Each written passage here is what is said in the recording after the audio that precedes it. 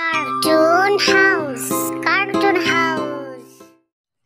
আজকে একটি ঝলমলে রৌদ্র উজ্জ্বল সুন্দর দিন, কিন্তু তবুও রাজা সূর্যের মনটা ভীষণ খারাপ। অনেকটা সময় পেরিয়ে গেছে, তবুও রাজা মশাই তার গন্তব্যে পৌঁছাতে পারেনি। রাজা বের হয়েছে ঋষিকে খোঁজার জন্য। তার অনেক বড় সমস্যা হয়েছে। এই সমস্যা থেকে পরিত্রাণের উপায় একমাত্র ঋষিই দিতে পারবে। কি হে ছোট্ট পাখি, তুমি কাঁদছো কেন?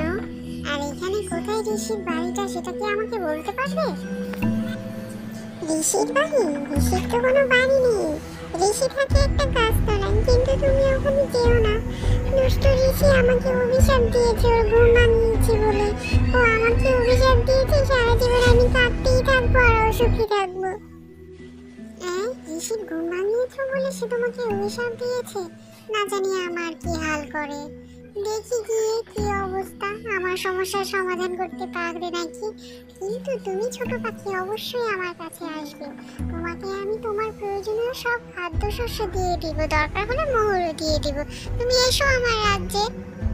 এই কথা বলে রাজা চলে গেল ঋষির খোঁজে। কিছুক্ষণ পর ঋষিকে পেয়েও গেল। রাজা সূর্য, এসেছিস নাকি? ঘোড়াটাকে কোথায় রেখে এসেছিস রে? হ্যাঁ, আর সব রাজারা এলো, তোর দেখা পেলাম সবার শেষে। আজকে তো আমার যাবার পালা। কেন আর এসেছিস এই অবেলায়?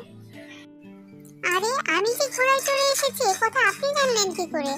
আমি তো ঘোড়াটাকে বহু দূরে রেখে এসেছি। আমি পায়ে হেঁটে এলাম এখন। কিভাবে বুঝলেন আমি যে ঘোড়ায় চড়ে এসেছি? তাহলে কি আপনি আমার সমস্যার কথাটা বুঝতে পেরেছেন?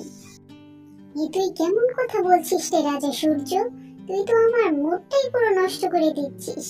একটু আগে কিন্তু একটা পাখিকে এই কারণে খুব অভিশাপ দিয়েছি। হ্যাঁ, আমি জানবো না তোদের খবর, এটা কি করে হয়? আর তুই যে ঘোড়ায় চড়ে এসেছিস সেটা তো দূরে থেকেই আমি শব্দ পেয়েছি। আর তুই এটা বুঝলি না রে বোকা রাজা, কিভাবে তুই রাজা হলি? এখন তোর স্ত্রী যে সমস্যা নিয়ে এসেছিস সেটা বল। আমি সবই জানি, তাও তোর মুখে শুনতে যাচ্ছি। আমি খুবই দুঃখিত ঋষি মশাই, আমি বুঝতে পারিনি আপনি যে সবই জানেন। তাও আমি আপনাকে বলছি, আমার স্ত্রীকে নিয়ে আমি খুবই ঝামেলাতে আছি। সে শুধু খালি শাড়ি, গয়না, দামি দামি স্বর্ণ এগুলো পরতে চায়। আমি কোথা থেকে পাবো? আমার গলা পুরো ফাঁকা হয়ে যাচ্ছে। তাও আমি তাকে এসব দিয়ে কুলোতে পারছি না। সে একদিন একটা গয়না পরবে, পরের দিন আর পরতে চায় না। এ নিয়ে খুব বিপদে পড়েছি আমি। আমার এই লোভী বউকে নিয়ে আমি কিভাবে যে কি করবো সেটাই বুঝতে পারছি না। আমার রাজগোলা পুরো ফাঁকা হয়ে গেল। আচ্ছা আচ্ছা, এত চিন্তা করার দরকার নেই, আমি তো আছি। আমি এই ঋষি পারি না এমন কোনো কাজ নেই। তোর বউয়ের জন্য আমি একটা গয়না রেখেছি। এই গয়নাটা ওকে পরালেই ও আর কোনো কিছুর প্রতি ওর লোভ থাকবে না। ও এই একটা গয়না পরেই থাকতে পারবে। আর কিছু মুদ্রাও দিচ্ছি, এটা যখন ওর বেশি লোভ হবে তখন তুই এটা ব্যবহার করতে পারবি। আর তোকে আমি আশীর্বাদও করে দিব, কোনো সমস্যা হবে না। তুই কোনো দুশ্চিন্তা করিস না। তারপর ঋষি রাজাকে একটা গয়না আর কিছু মুদ্রা উপহার দিল, সাথে সাথে আশীর্বাদও দিল।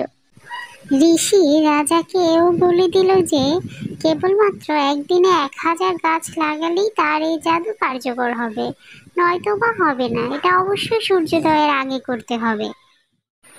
Cartoon house.